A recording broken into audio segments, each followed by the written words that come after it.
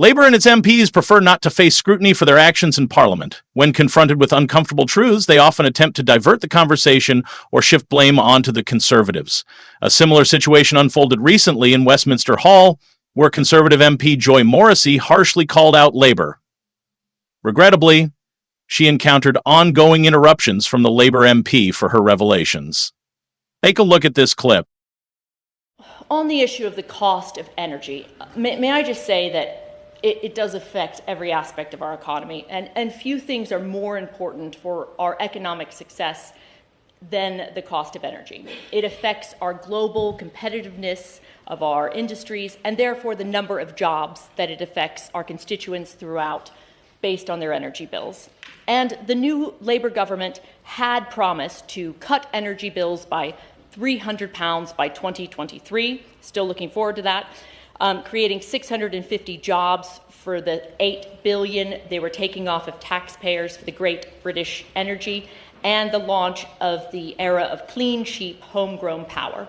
But after more than 6 months in government, it seems clear that they will make energy more expensive, with bills going up, not down, and the risk of shutting down sways of British industry with jobs lost to more polluting countries. In short, their energy plans will result in lower growth, fewer jobs, higher energy bills, and more carbon in the atmosphere. We are constantly told by ministers that renewables like wind and sun are the cheapest sources of energy, but that does not take into account huge hidden costs of increased reliance on renewables. And again, may I thank the member for Bath for bringing the important aspect of renewables to the forefront of this debate. And industry has already warned that trying to produce a record amount of renewable capacity quickly to meet the government's 2030 target pushes up the price and cost to consumers.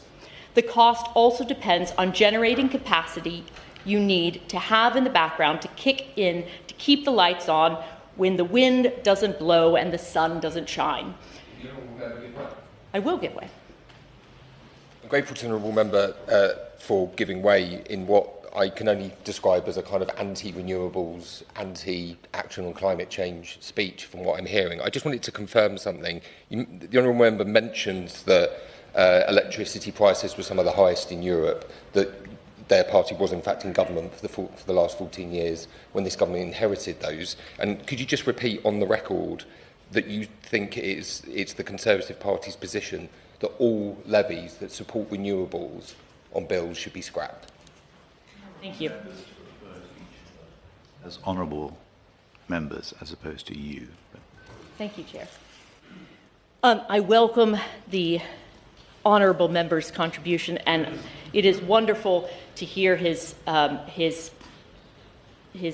commitment to the climate change emergency and to hear his contributions earlier. And I think, for me personally, I feel that we need to move forward as a country in making sure that our energy costs remain low. We did not commit to the £300 of reduction in energy prices, nor did we commit to scrapping the £300 or the winter fuel payment for pensioners.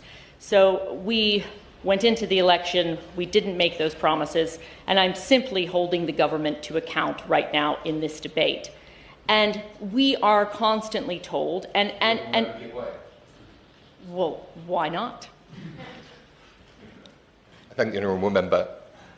Just to repeat my question, we're not talking about what was committed in the manifestos.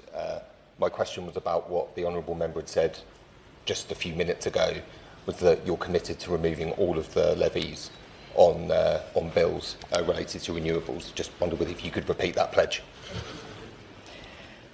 And the honourable member makes a wonderful point. And personally, I feel very strongly about this. But in the joys of opposition, that is the glory of opposition, in that I can hold the government to account, but I can also have a backbench business debate or an adjournment debate of my choosing with my own passion projects. And not to digress, Chair, but if you look at the water bill, you'll see my passion projects put into flourish right in front of you. So I think I don't want to detract from this wonderful debate, but with with what I'm saying is I think we can find a cross-party solution for many of these things, and we want to be positive about the UK and its future.